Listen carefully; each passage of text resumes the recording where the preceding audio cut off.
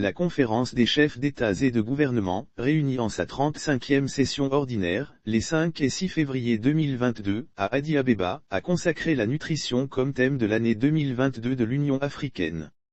L'objectif commun, renforcer la résilience nutritionnelle et la sécurité alimentaire sur le continent africain, renforcer les systèmes agroalimentaires, les systèmes de santé et de protection sociale pour l'accélération du développement du capital humain, social et économique.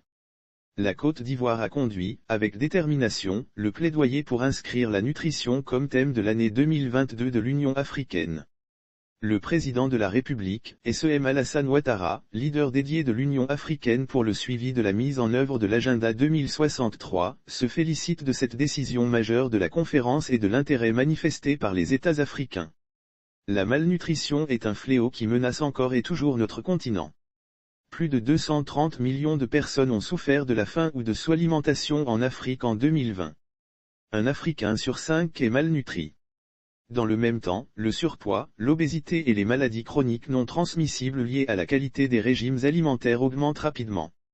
La pandémie et ses conséquences directes ou indirectes n'ont fait qu'aggraver cette situation tragique. Sur la base de ce constat, il est peu probable que la plupart des États africains atteignent les objectifs nutritionnels fixés dans la déclaration de Malabo d'ici 2025. Les impacts de la malnutrition sur la santé sont considérables. Cette malnutrition touche surtout les plus fragiles d'entre nous, tout particulièrement les enfants. La persistance du fardeau de la malnutrition a des conséquences particulièrement néfastes sur leur développement physique, mental, cognitif et physiologique. Par ses effets négatifs sur le développement du capital humain, la malnutrition contribue aussi et directement à accentuer les retards dans notre lutte pour le développement économique et social. Selon l'étude COA, Cost of Hunger in Africa, la sous-nutrition infantile pourrait faire perdre à nos pays de 1,9% à 16,5% de leur produit intérieur brut, PIB. Ce coût humain doit nous interpeller et nous inciter à l'action. L'amélioration de la nutrition nécessite un changement systémique, à savoir, des systèmes alimentaires sains et durables, 2, des systèmes de santé résilients et solides, 3, des systèmes d'assainissement et d'approvisionnement en eau potable inclusifs, 4, des systèmes éducatifs d'alphabétisation et de protection sociale efficaces.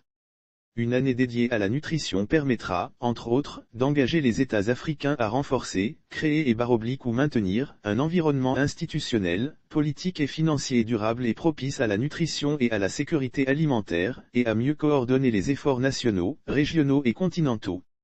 La Côte d'Ivoire agit depuis longtemps sur cet enjeu. Le président Alassane Ouattara, champion pour le suivi de la mise en œuvre de l'agenda 2063, en a fait une priorité tant au niveau national que continental.